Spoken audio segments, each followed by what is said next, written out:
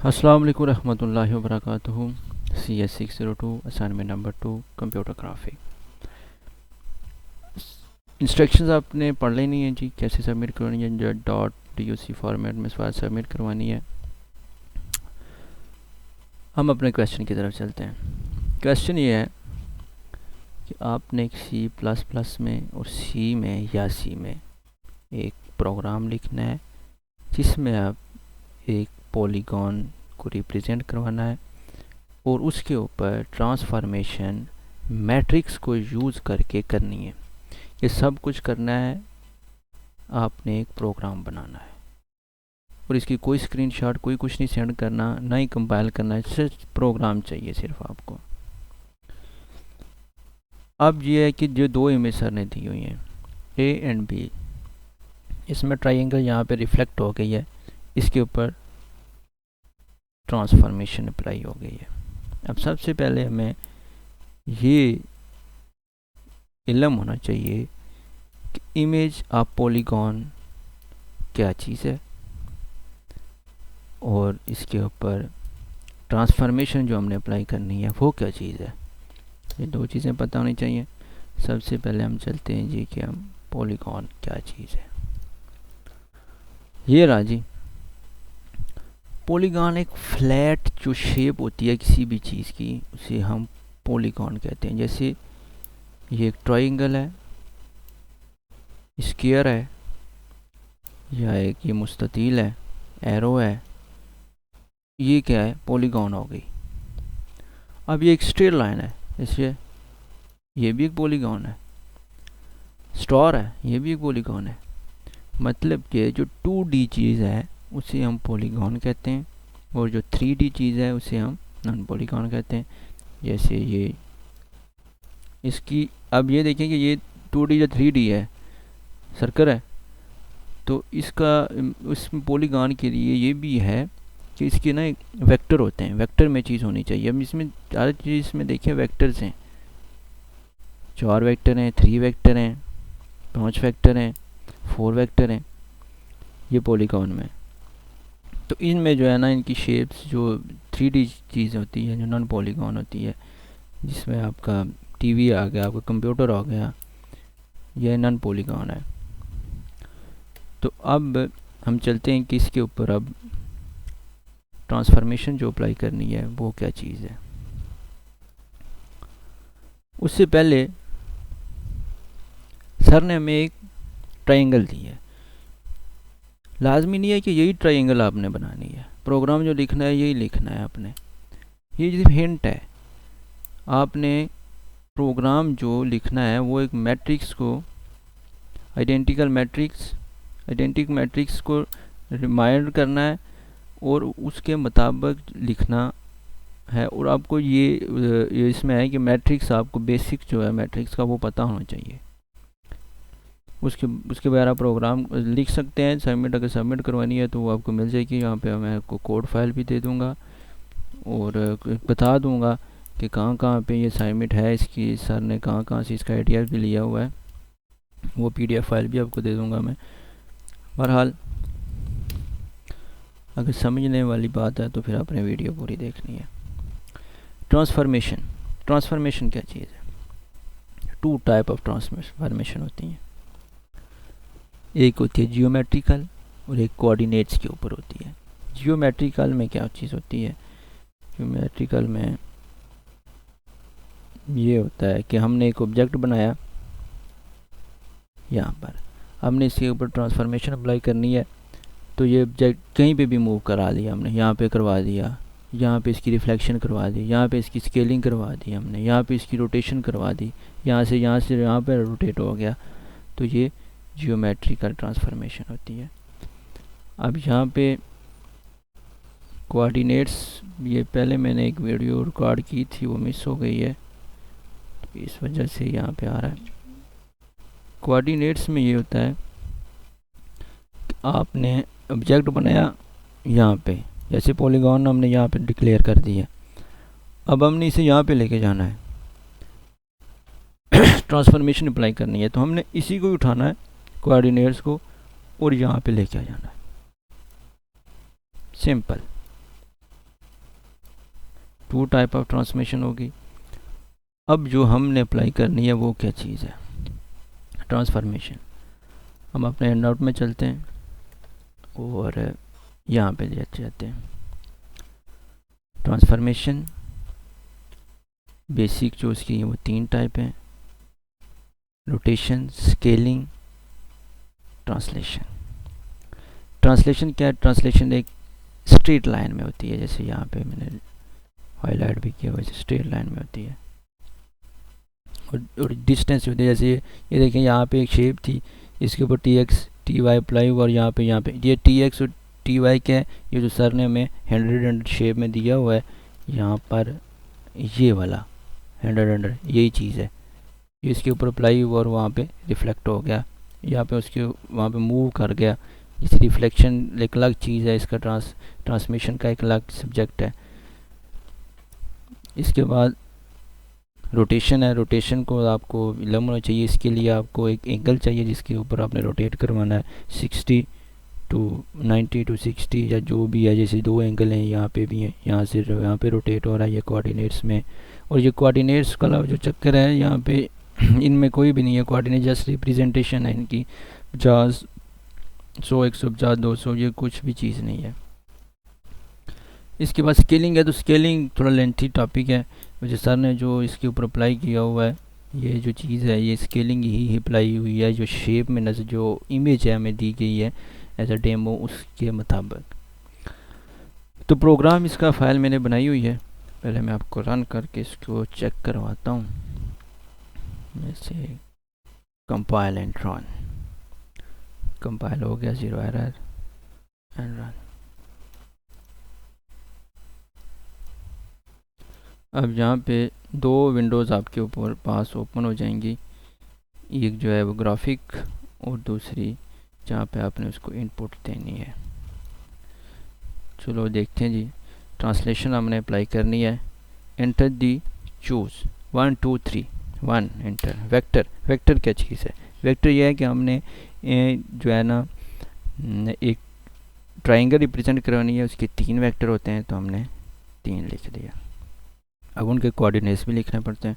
Coordinates क्या है हमारे पास जी, कोऑर्डिनेट्स क्या चीज़ है, coordinates is a matrix, identical matrix जो है वो है चीज़ है। अब वो चीज़ हमने ये जो मैं एंटर कर रहा हूँ ये कहाँ से ली है, बेसिकली ये मैंने जो ली है ये ली है मैंने एक फ़ाइल से, एक बुक से ली हुई है। ये एक डिफ़ाइन की हुई जो है ना मैट्रिक्स है, हमने प्रोग्राम के ज़रिए डिफ़ाइन करना है कि वो जो सारे इनपुट दें तो हमारा प्रोग्राम एक पैरेललोग्राम या एक ट्रायंगल या एक मैट्रिक्स या एक स्क्वायर रिप्रेजेंट करें। तो बहरहाल मैं ये देता हूँ इसे इनपुट।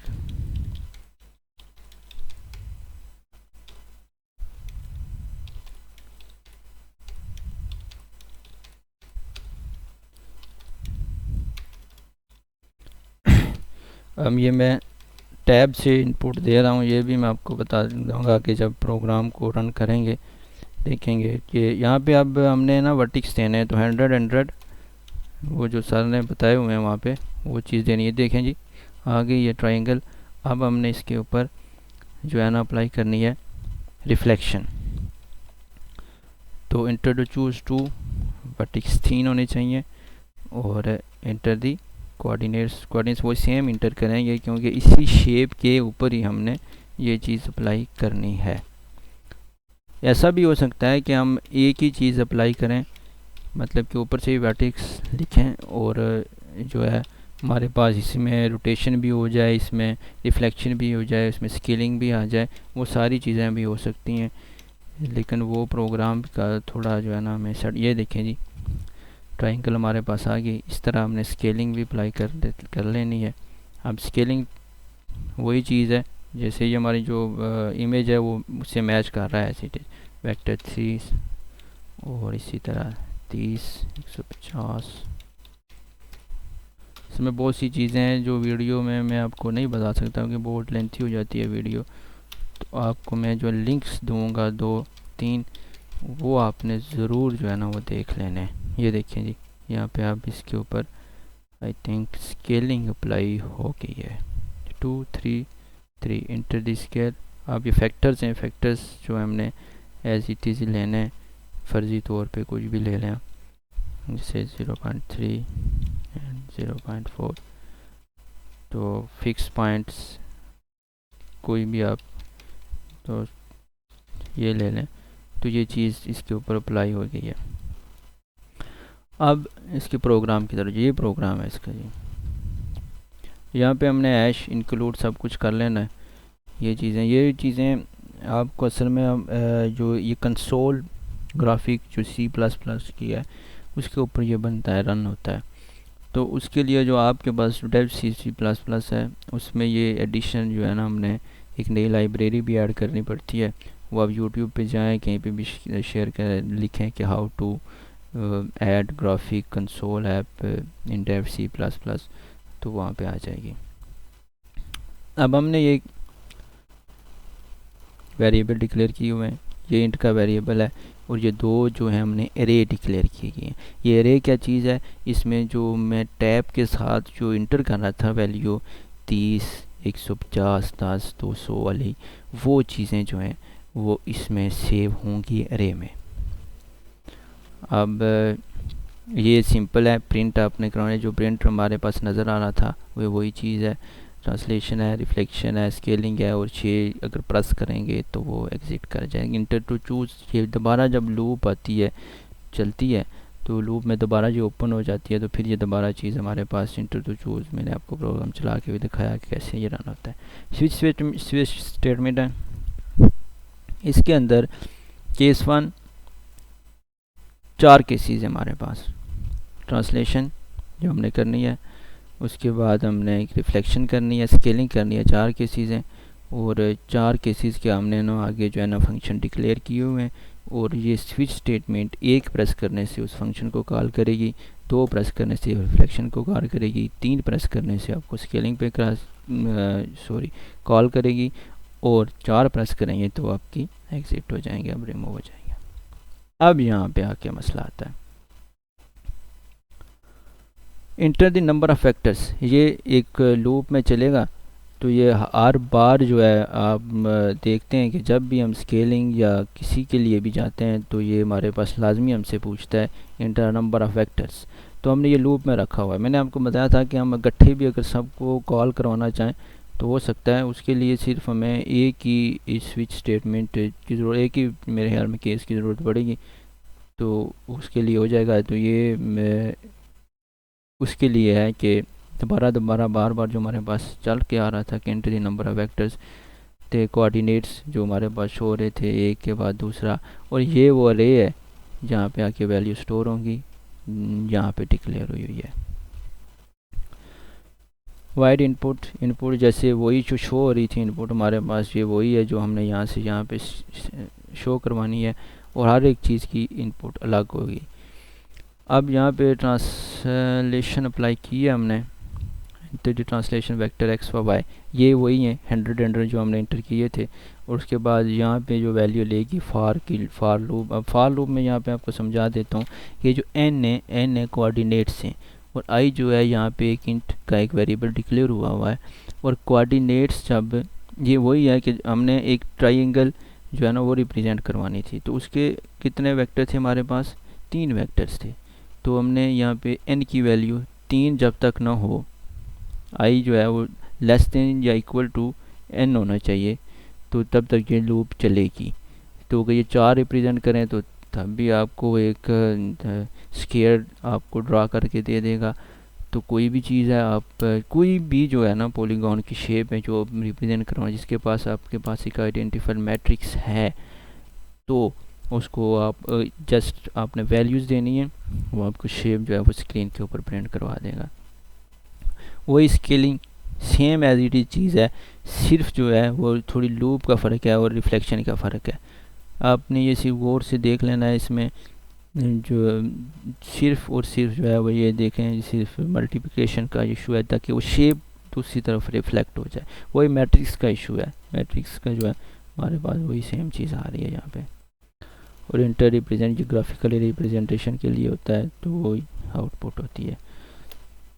ये कोड जो है मैं आपको फाइल जो है आपको दे दूँगा, डिस्क्रिप्शन में भी आ जाएगी हमारे पास।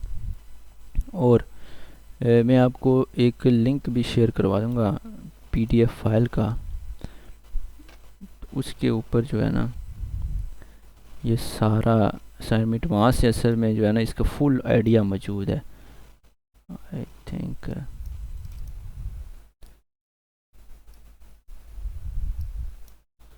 इस वक्त वो फाइल आई थिंक मैंने बंद कर दिया, लेकिन उसका डिस्क्रिप्शन में लिंक आपको दूंगा लाजमी, वहाँ से आपने देख लेनी है वो फाइल्स। और वो वाला कोड भी चला के आपने भी चेक कर लेना है वो कैसे स्केलिंग उसने अप्लाई की हुई है, कैसे जो है वो उसने रिफ्लेक्शन की हुई है उसमें से। तो अगर कोई आपको समझ में नहीं आ रहा तो आप मुझसे रब्ता कर सकते हैं, मैं आपको समझा भी दूंगा। अगर आपका प्रोग्राम नहीं चल रहा तो वो भी आपको बता दूंगा। तो प्रोग्राम नहीं चलेगा, उस सबसे बड़ा मसला ये है कि हमने प्रोग्राम को जो है ना रन जो करवाना है, यहाँ से ये वाला है। अगर आप प्रोग्राम रन करवाना चाह रहे हैं, पूरा कुछ एरर नहीं है उसमें, एक दो एरर आएंगी, अगर आए भी तो सबसे पहले हमने यहाँ से न्यू प्रोजेक्ट और कंसोल ग्राफिक एप्लीकेशन सेलेक्ट करनी है, C++ का प्रोजेक्ट सेलेक्ट करना है, ओके करना है।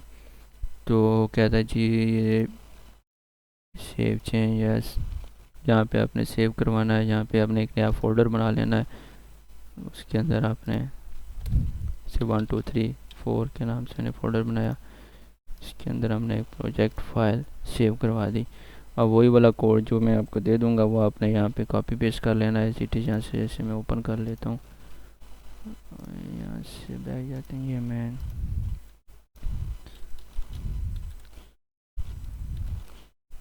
ये उन लोगों के लिए जो प्रोग्राम बनाते हैं, और आई थिंक ये यहाँ पे सेव होना चाहिए।